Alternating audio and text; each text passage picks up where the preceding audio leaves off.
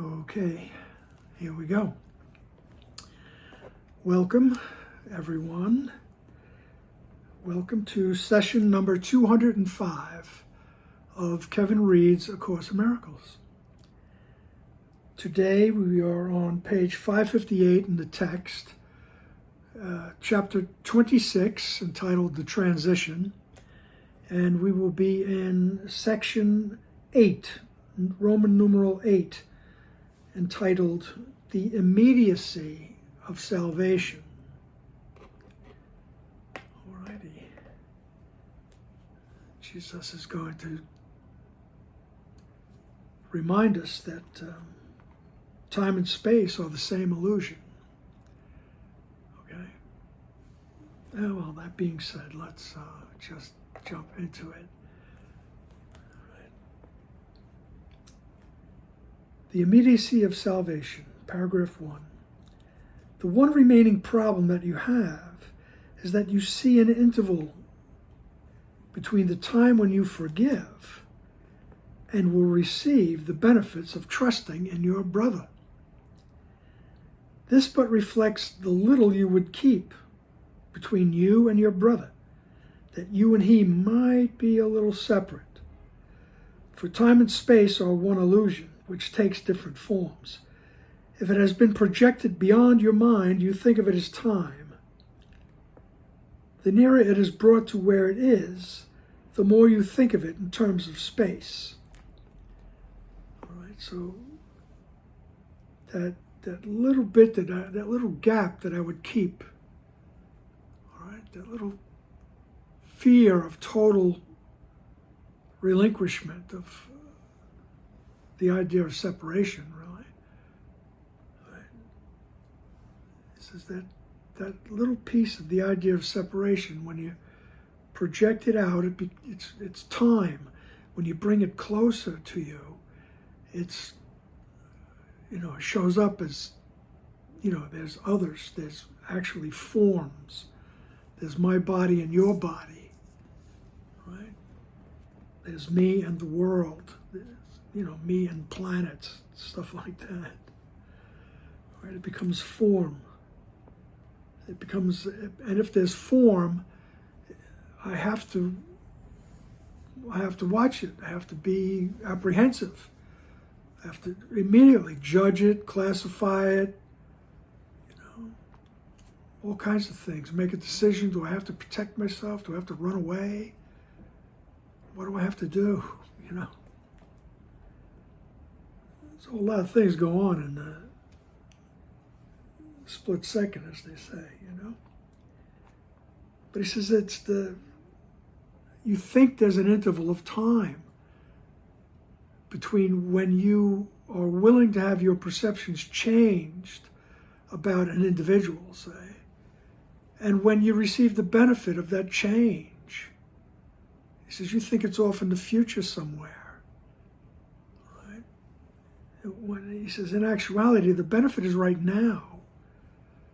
He's going to explain that to us. All right? But it's right here and now. It's the only time there really is. All right? He says, for time and space are but one illusion, which take different forms.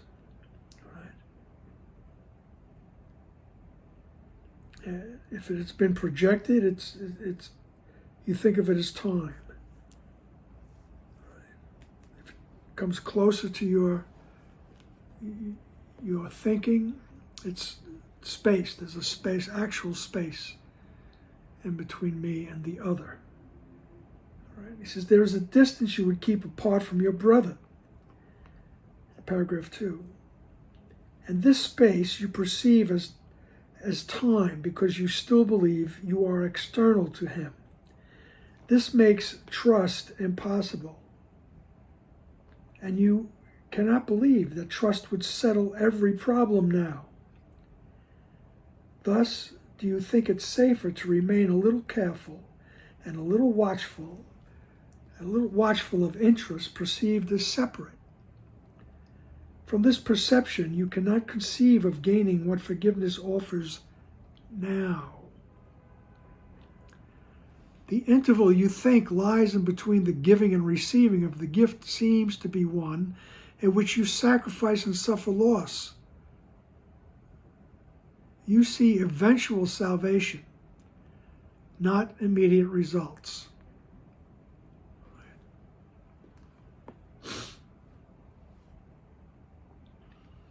Okay. He says, so we maintain that gap. He says, this makes trust impossible. And the trust, he's not talking about trusting the other's ego, believe me. As I believe it's a Muslim saying is, at the marketplace, trust Allah, but tie up your camel. In other words, you don't have to trust your brother's ego, all right? But trust in the fact that the other is the same as you, insofar as God created you both at the same time. You're not separate. The minds are joined, right? The abstract spirits are joined. They're not separate.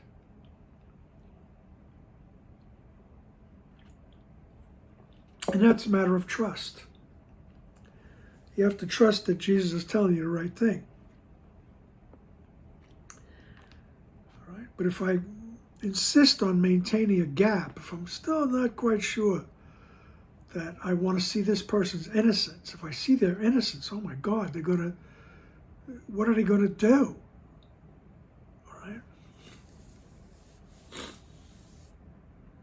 You have to, forgive me, it's the change of the seasons, actually, for history and posterity. I got a little sniffles. All right. So he says, there's a distance that you would keep. All right. Because you still believe you're external to him. You're still believing in that thought of separation. And he says, look, this makes trust impossible. And you cannot believe that trust would settle every problem now. Trusting that the other is as innocent as you are. All right? Trusting that they are the same as you. All right? And remember, I'm not talking about form. All right? You might have to move away from the other, even though you can see past their ego form, what they're doing, whatever it is they're doing. You can get out of the way, so to speak. Right? And you could still have that view that they are basically the Son of God. You know?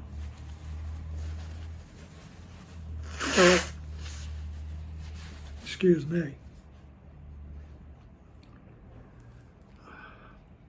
Oh well.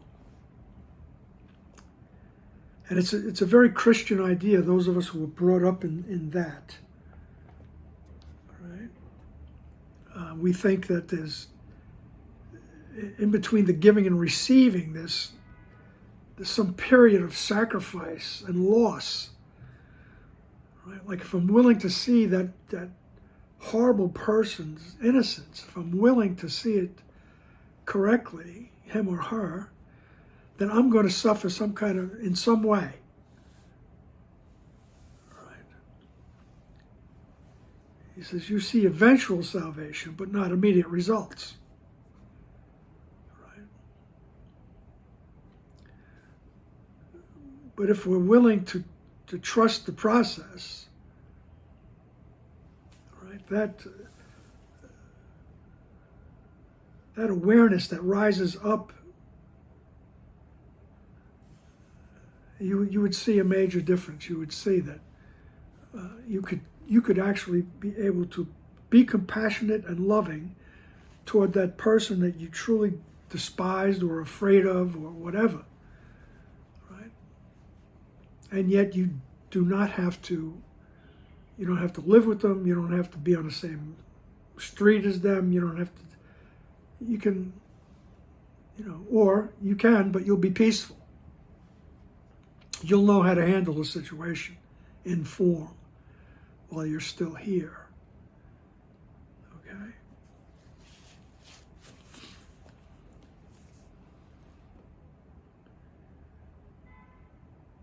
All right? Because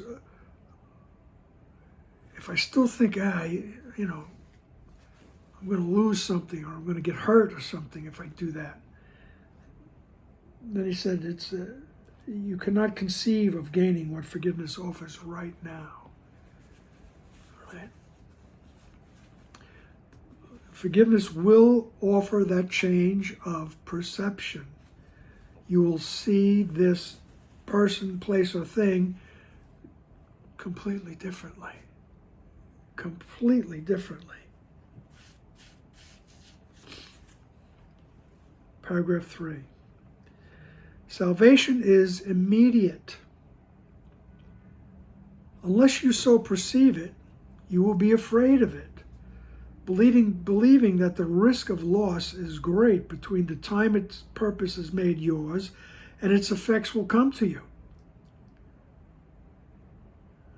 In this form is the error still obscured. That is the source of fear. Salvation would wipe out the space you see between you still and let you instantly become as one. It is here you fear the loss would lie. Do not project this fear to time, for time is not the enemy that you perceive. Time is as neutral as the body is, except in terms of what you see it for. If you would keep a little space between you and your brother still, you then want a little time in which forgiveness is withheld, a little while. And this what makes the interval between the time in which forgiveness is withheld from you and given seem dangerous with terror justified.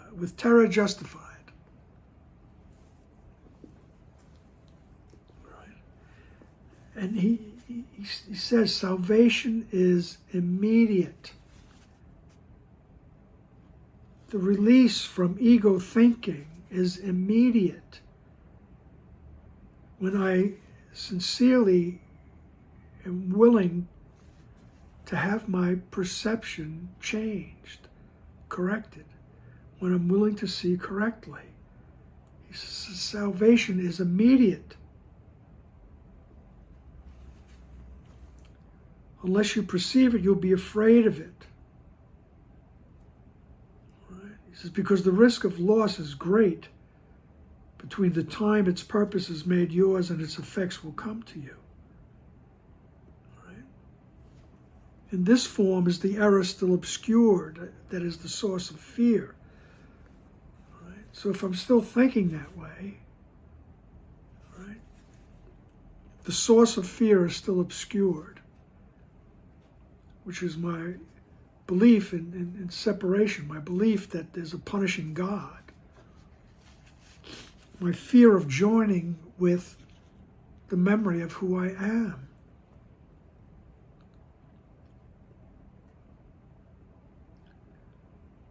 All right. And salvation would wipe out the space that you see between you still and let you instantly become as one.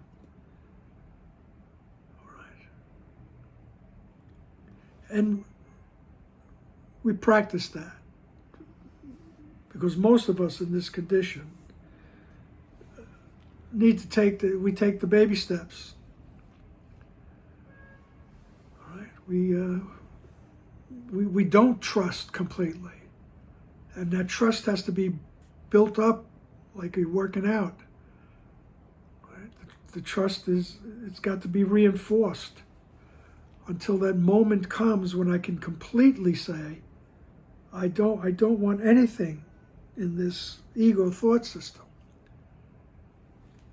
Right? I don't need that separation anymore.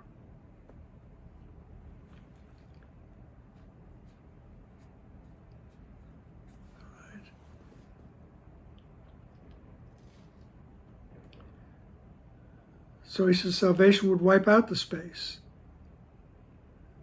And it is here, in that space, where I don't completely trust, or I still hold on to a projection of guilt. He says, and it is here you fear the loss would lie. All right, like something's going to happen to me in form.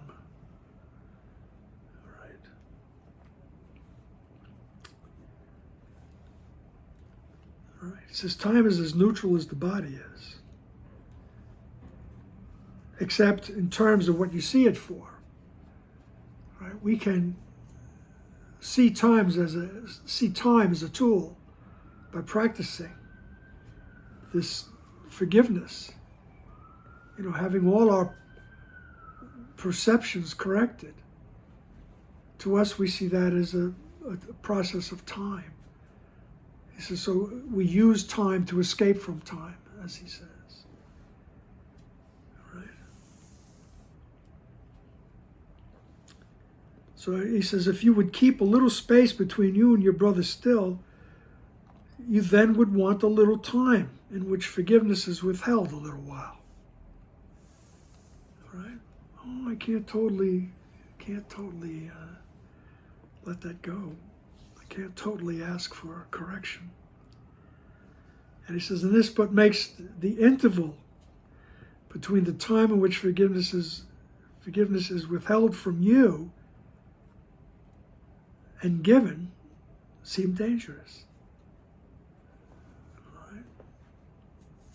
That interval between giving and receiving, we think the receiving is somewhere in the future.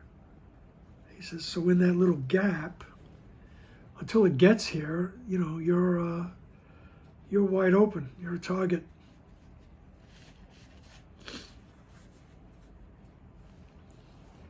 Paragraph 4.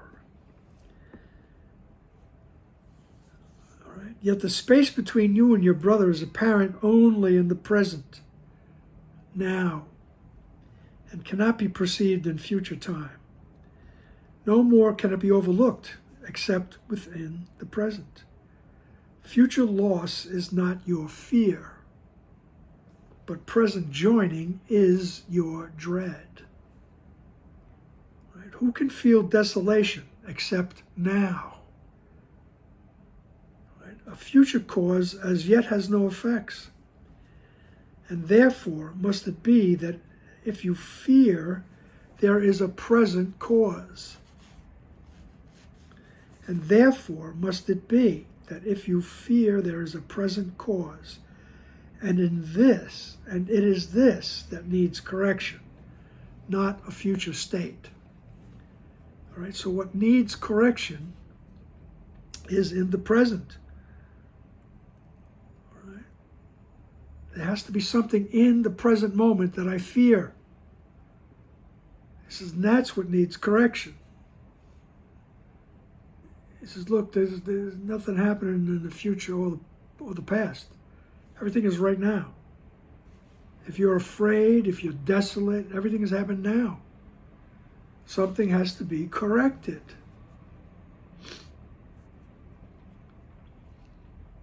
A future cause as yet has no effects. All right? He says, future loss, he says, you don't worry about that, really.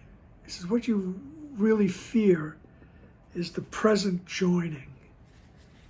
Right? You fear that joining with your brother. You fear the joining with the symbol of Jesus. You fear joining with who you truly are. Because there's that vague sense of loss. All right? You can't really put your finger on it, but you think you're going to lose something. I don't mean to chuckle about it, but that's what it is, So, future loss is not your fear, but present joining is your dread. All right? The real fear is joining with the oneness joining with Jesus, joining with your brother or the other.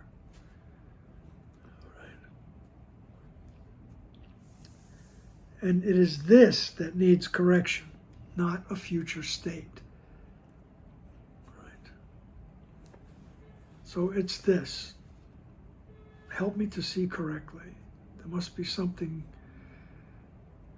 that I'm holding on to. Okay? Paragraph 5. The plans you make for safety all are laid within the future, where you cannot plan. No purpose has been given it as yet, and what will happen has as yet no cause. Who can predict effects without a cause? And who could fear effects unless he thought they had been caused and judged disastrous now? Belief in sin arouses fear, and like its cause is looking forward. Looking back, but overlooking what is here and now. Yet only here and now its cause must be. If its effects already have been judged as fearful, and in overlooking this is it protected and kept separate from healing.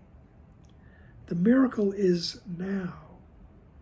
It stands already here in the present, right? In present grace, within the only interval of time that sin and fear have overlooked, but which is all there is to time. All right. It says, who can predict effects without a cause? And who could fear effects unless he thought they had been caused and judged disastrous right now? All right. Belief in sin arouses fear. Right? The belief in separation arouses fear. I separated from God. I sinned. And sin says you're guilty of something. And if you're guilty, you got to be punished.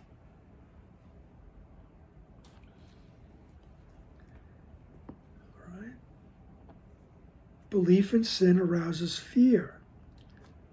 And so it's looking forward. You're about to be punished. Sooner or later, you're going to be punished. Right? So this idea of being separate,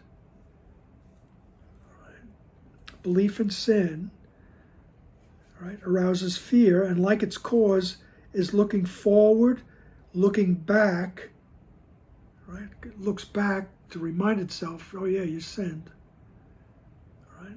That's where the sin is, in the past. And you're going to get punished in the future. All right? But it overlooks what is here and now. All right? And in overlooking this, the whole idea is protected because I'm overlooking what's happening right now. If I'm standing in that absolute present moment, I am as innocent as the moment I was created. I have not separated. In the present moment, I have not separated. For the miracle is now, right? Because if I keep thinking about it, projecting a past and a future, I'm protecting the idea, and I'm never coming into the present moment. As Jesus says in one part of the text, entering the stately calm within. All right, communing with my true self. All right, that happens now. It's available now. All right. For the miracle is now. sentence 8, paragraph 5. For the miracle is now. It stands already here in present grace, within the only interval of time that sin and fear have overlooked, but which is all there is to time. He says, in actuality, there is only the present moment. That's all there is to time, the present moment. And in that present moment, you are that, as Gangaji would say. All right. He says, and that's what we're afraid to experience. That's what we're afraid to trust. Okay? This is the only anything, all there is to time is here and now, right now. Just let that thought sink in. All right. Paragraph 6. The working out of all correction takes no time at all. All right. Yet the acceptance of the working out can seem to take forever. The change of purpose the Holy Spirit brought to your relationship has in it all effects that you will see. They can be looked at now.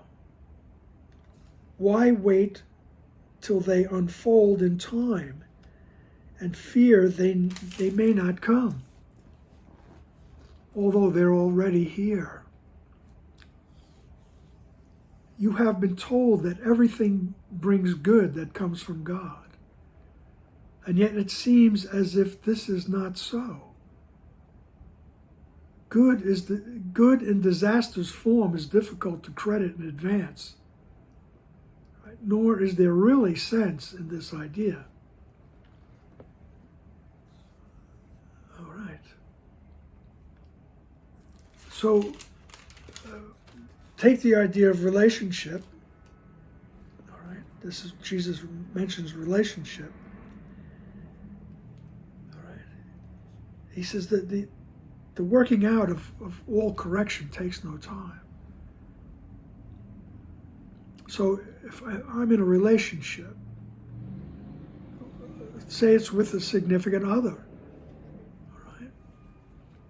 Those are the most obvious, because those, they tend to last a little longer. Okay? He says correction takes no time at all, although, we seem to think that it, it unfolds, right? And think of it as because we still don't trust the spirit of the other, right? It says the change of purpose that the Holy Spirit brought to your relationship. When I asked, help me to see this person correctly, right? When you ask that, when you're willing to see the other person in the relationship correctly, he says, everything has been given to you. All the effects have arrived. In the sincerity of that moment, it has all the effects that you will see. And they can be looked at now. You can become aware of the whole shebang, the whole Megillah, right? The whole enchilada. You can become aware of the whole thing. He says, but why wait till they unfold in time and fear they will not come? Why wait? And it depends on us laying down that little mistrust, keeping that little gap between us. Yeah, but. I have a friend of mine that we talk about the Course, And there it comes, yeah, but. All right. And that's where we keep that mistrust. All right. But everything can be overlooked now. And we can look at the effects of our request. Help me to see correctly. He says, in that moment, everything is given to you. All the changes of perception. It's just that, like little kids playing in the ocean, in case you live in places where you can see the ocean. The kids run up to the shoreline, and then the wave comes in, and they run away, giggling. All right? And that's what we do. We seem to stand by the shoreline, and as that wave of correction comes in, we back up, we only let it touch our toes or come up to our ankles. All right? And eventually let it come up to your knees. All right? That's the way some of us experience it. All right? And don't judge yourself for that. Just be aware of it. I'm afraid of the whole thing. I'm afraid of taking in the whole enchilada, as they say in some places. All right? Or as they used to say in New York, the whole 9 yards. You're afraid of the whole thing. Jesus said to Helen one time, you come to the ocean with a thimble. Okay. But it's not a judgment. It's just become aware of it. It doesn't make you bad at all. All right. Just keeps you locked into the scary movie. The unpleasant movie. All right. Until it becomes really unpleasant, then we're motivated, I guess. He says, but everything is there in the present moment. Right? When we're willing to see the other correctly, I'm willing to see the innocence. He says, your innocence has been given you. All right? It's back it's rising up in your memory. The oneness is rising up in your memory. Right? He says only in the reluctance to accept it is the fear and the suffering and all that. But it's there. All expressions of love are maximal. Principle number 1, page number 1, chapter number 1, sentence number 1. Or maybe number 2. Sentence number 2.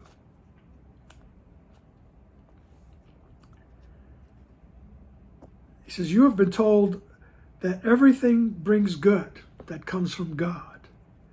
And yet it seems as if this is not so. Good in disaster's form is difficult to credit in advance. Right? So,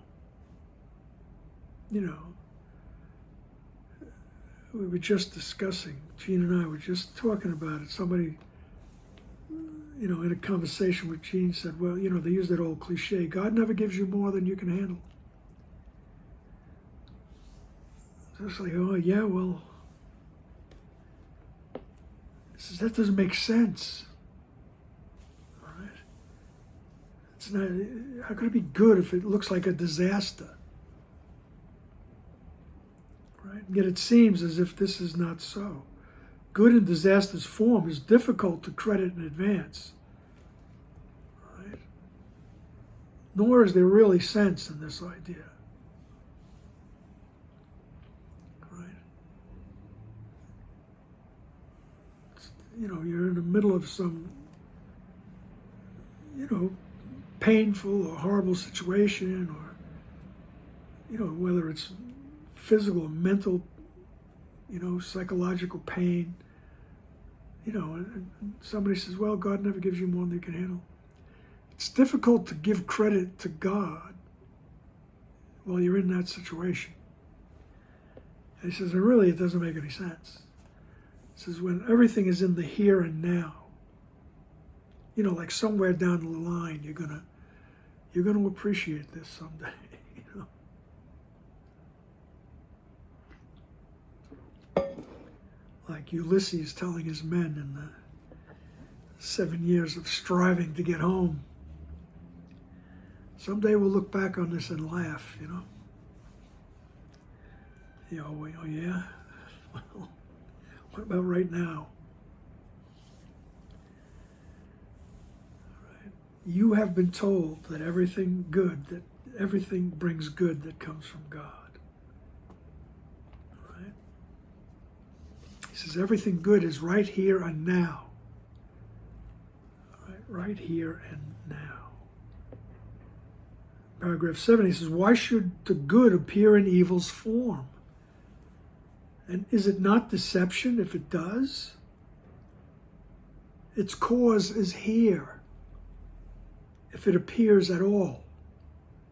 Right? If quote-unquote evil appears in form, whatever the evil is, you know, a malady, a crazy person, whatever, you know, parking ticket, whatever. You know, there's no order of difficulty. You know. He says the cause is here, if it appears at all. Why are not its effects apparent then? Why in the future? And you seek to be content with sighing and with reasoning. You do not understand it now, but will someday.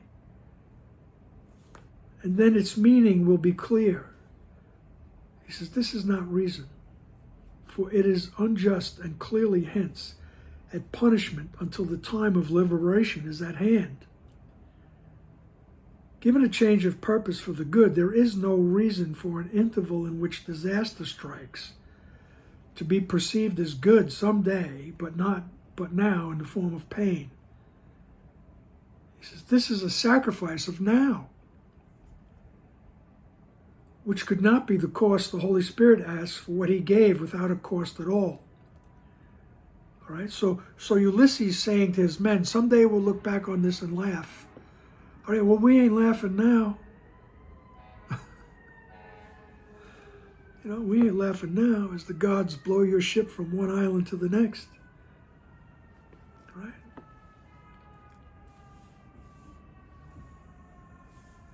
He says its cause is here.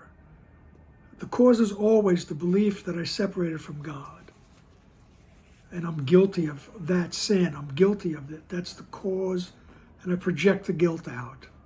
It all goes rolling into one big explosion. Right?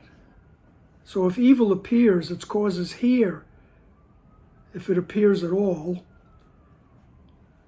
Right? Why are not its effects apparent then? Why in the future? And he says, and you seem to be content with sighing, like, oh, you know, we'll understand why it's happening someday. Right? And he said, he puts the word reasoning in quotes. He says, you seek to be content with sighing and with reasoning. You do not understand it now, but you will someday. He says, and then its meaning will be clear. He says, this is not reason. He says, that's not reason. It's unjust and clearly hints at punishment. It clearly hints that you're being, you know, punished for something.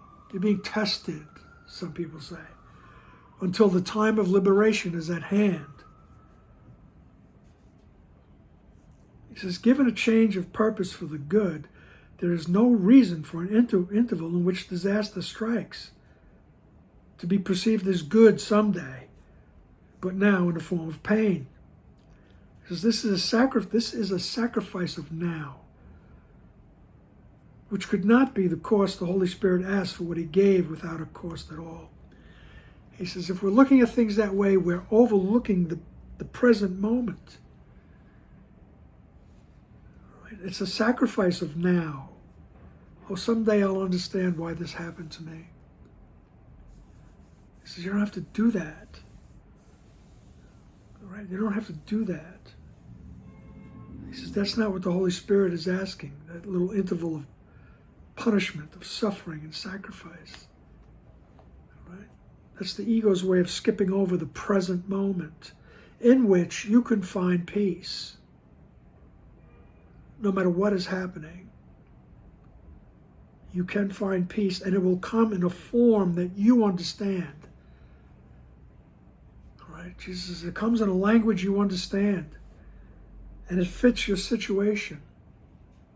Right? Because we still believe we're specific. Right? I mean, just the example that pops up in my head is just look at, Viktor Frankl in the concentration camps. I mean, I can't even imagine the horrors of those camps. And yet here's a man that realizes they can't change his mind. And in his mind is where he finds solace and peace. And in the same era, in the same situation, a young girl, Anne Frank, finds the ability to be peaceful. And from that peace, she's able to be compassionate. He says that because it's in the now, it's coming into the present moment. And in that present moment, being willing to have your perception corrected. And when perception is corrected, I mean, to put it into words, there's that big the big aha moment. And in the interval, there's no more punishment. There's no more suffering. And in my experience, and I'm thinking in others' experience, until we get to that major aha moment, there has to be little ones along the way, right? These stepping stones, right? As the quantum physicist would say, David Bohm.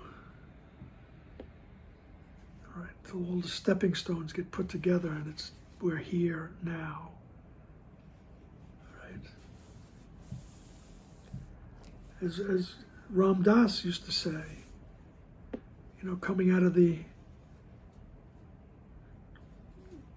incredible change that happened in the 60s, the big psychic change that happened in the world in the 60s. There was a man like Ram Dass who came to the conclusion, be here now. That's the solution. As they say, the truth is one. The sages know it by many names. Wise people have come to the here and now by different paths. Right? Like I think it was a Buddhist practitioner, or maybe a Taoist, or somebody like that. Different paths. There's different paths up the mountain. When you get to the top of the mountain, the view is the same. You get to become aware of who you are. You get to become aware of everything. And in that awareness, you are at peace. And in that awareness comes your compassion, your willingness to extend what you are. And it happens in the present moment. There's no waiting. As the Reverend Ike used to say, there's no waiting for the pie in the sky by and by. All right? You should look up the Reverend Ike one day. Right? He said, I ain't waiting for that pie in the sky by and by. All right. But he was actually talking about getting, accruing things, but that's all right. He fits our dialogue right now. And as Jesus once said to Helen, theirs is not your path, but neither should you judge it. Don't judge it. Just follow your path. Get to the here and now. And you will understand everything. You will be in that state of peace. Right? Now I'm off into the stream of consciousness. Elvis Costello, one of my favorite 70s, he came around in the 70s with his song, What's So Funny About Peace, Love, and Understanding? All right. But in the present moment, we will experience peace, love, and understanding. All right. Why wait? All right. So, he says, there is no reason for an interval in which disaster strikes to be perceived as good, someday, but now it's in the form of pain, but now it's painful. But you'll understand it someday.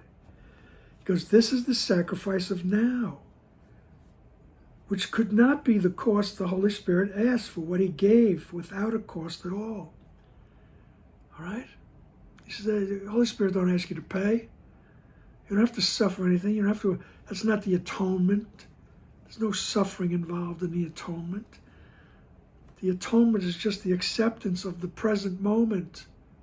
And in that present moment, I and you and everyone is innocent and joined.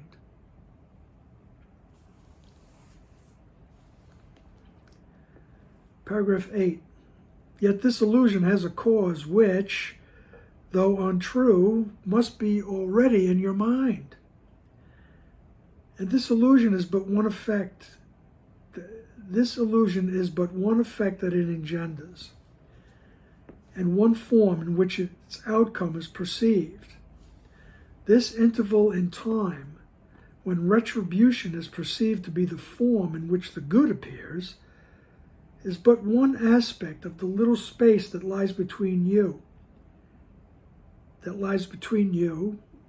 All right, unforgiven still.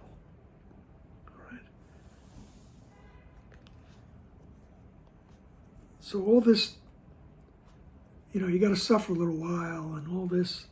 He said this illusion, it has a cause, all right, which is untrue, but it must still be in your mind. It's already in your mind. And he says, and this has one effect that it engenders, and one form in which its outcome is perceived. He says, this interval in time, he says, when retribution is perceived to be the form in which the good appears, right? So you have to suffer before you realize the good, right? You have to pay for your sin. You have to atone for the idea of separation. Right? He says that's just one aspect of the little space that lies between you and your buddy, you and the other. Right? Unforgiven still. All right?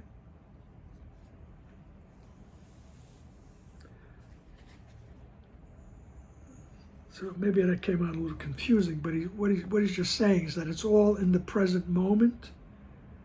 Right? That little belief, right, that I'm guilty and should be punished, that's the retribution. Right? I mean, it happens quicker than you can say it. It just happens. Or we believe it happens. Put it that way. All right? It's just one little aspect. All right? One aspect of the little space that lies between you. You keep saying the you with the wrong tone, that lies between you and the other. All right? It's but one aspect of the little space that lies between you, that idea of guilt. and guilt must be punished. All right. And he says, and it's still unforgiven. Still haven't changed that perception.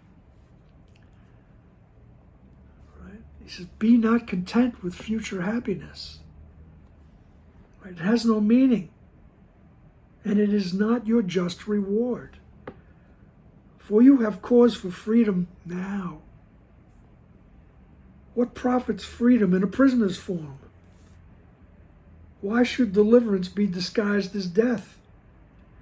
Delay is senseless, and the reasoning that would maintain effects of present cause must be delayed until a future time. It is merely a denial of the fact that consequence and cause must come as one. Look not to time, but to the little space between you still, to be delivered from. And do not let it be disguised as time, and so preserved, and because its form is changed. And what is not, and what it is cannot be recognized. The Holy Spirit's purpose now is yours. Should not his happiness be yours as well? I'm going to go over that again because my thoughts were spinning as I was reading it. So he says, be not content with future happiness. Like the river night, I ain't waiting for the pie in the sky by and by. All right? He says, you don't have to wait for that. Don't settle for that. Don't be happy with that. So it has no meaning, and it's not your just reward. Your just reward is now, right now. He says, you have cause for freedom now. He says, what profits freedom in a prisoner's form? That's the image that comes to me is what good does it do to the prisoner here and now to say, well, in 20 years you'll be eligible for parole?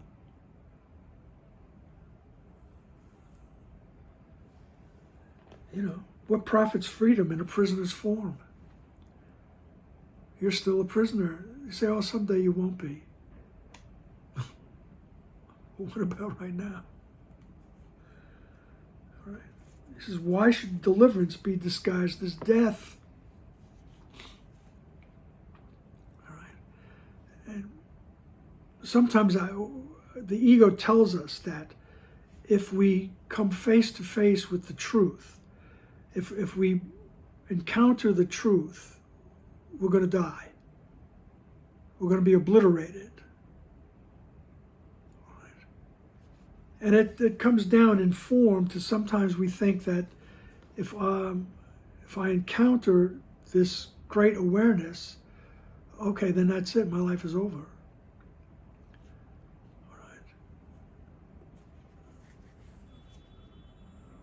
I did once have an experience of incredible awareness, and I was on my way home from Roscoe, New York, in the Catskills, you know, having attended one of Ken's sessions. This incredible awareness came over me, and not to belabor it, but it went on for a couple of days until I woke up one morning and I said, this is what you came here to learn. Now you're going to die. That was the exact thought that came in. And let me tell you, all the awareness just like a vacuum, just disappeared into a vacuum. All right? With that thought. All right? That deliverance is death. All right? So it comes at different levels. Ego tries to keep us out of our mind by telling us if you meet the truth, you're going to die. Right? You're going to be obliterated. Right? And that came down in form in that. I had this wonderful awareness, and then a thought came up that said, no, well, now you're going to die. You don't have to be here anymore. I don't want it to be here. So whew, it left. All right. Okay. So he said, why should deliverance be disguised as death? That's silly. So that ego thought was silly. All right? It's not your just reward. You have cause for freedom right now. All right? Delay is senseless. All right? And the reasoning that would maintain effects of present cause must be delayed until a future time is a denial of the fact that consequence and cause must come as one. So the reasoning, so to speak, that says you'll be rewarded in the future for your kindness and your good acts and all that, all right?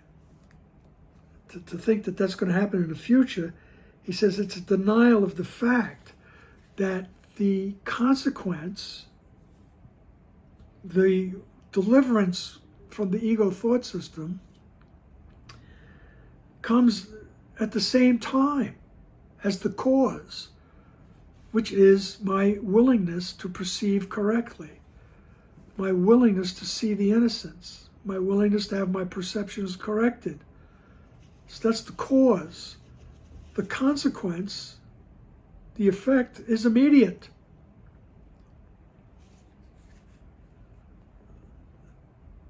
All right? And that's what we're trying to accept. All right? Because the ego keeps trying to convince us that it's in a, I mean, that's the ego telling us that, someday it'll be okay. All right? Consequence and cause must come as one. And he says it in so many different ways. Giving and receiving are simultaneous. All right? Consequence and cause are one. I receive as I give. Right? And I'm giving by offering, by being willing to see the innocence. I'm giving. All right? And I'm receiving at the same time. I'm receiving innocence. I mean, it's put in different words at different times. I don't want to seem like you're being magnanimous or generous or something. All right? But it is. It becomes a magnanimity and a generosity. It does. All right? But the ego likes to take things and, make you proud of it. So you gotta, always be vigilant for that ego. Comes in disguised. So he says in paragraph 9, sentence 7, look not to time, but to that little space between you still to be delivered from.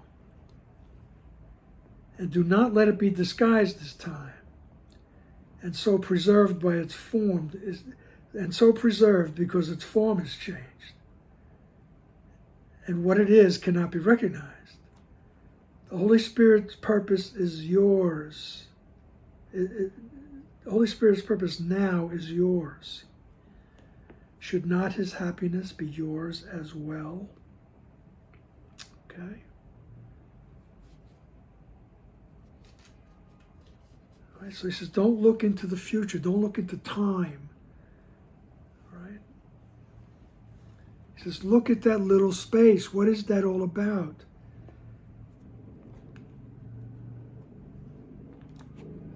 That's what we want to have changed. That's where everything is happening.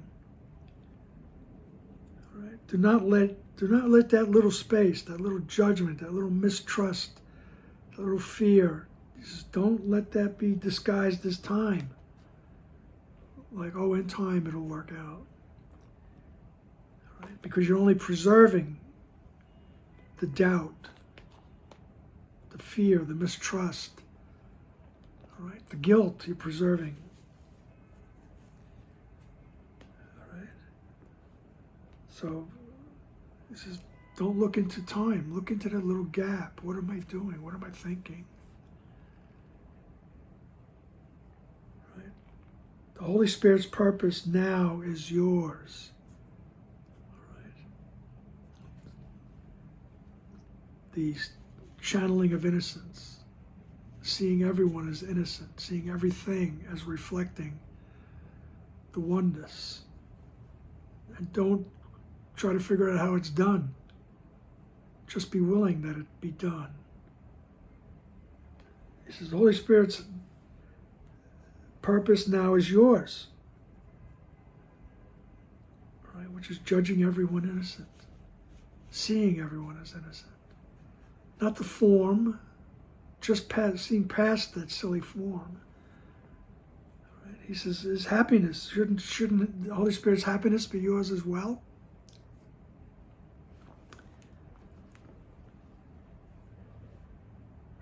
I mean, really, it should. I remember at one point in my life, feeling miserable once again, because it seems to be the motivating factor in my life. I had this conversation with Jesus. I said, Jesus, look, you say that, my inheritance, happiness is my inheritance. I want it. You can hear the whiny tone. All right, I want my happiness. And I can honestly say that my life changed after that. All right. Like I say, it comes in a language that you can understand. It comes in a form that fits your circumstance. All right. But I just wanted the generality. Really. You can't have that peace of mind, you can't have the happiness if you already have a picture of what it's supposed to look like. Right? I just wanted to be happy. And my life did change. All right? And some days I'm a curmudgeon and some days I'm not, so I'm not claiming any sainthood or anything here. All righty then. Stay in the present moment. How many sages have told us the same thing? Okay? We can have peace right now. All right. That's my desire for us all. All righty then. Till the next time. Bye-bye.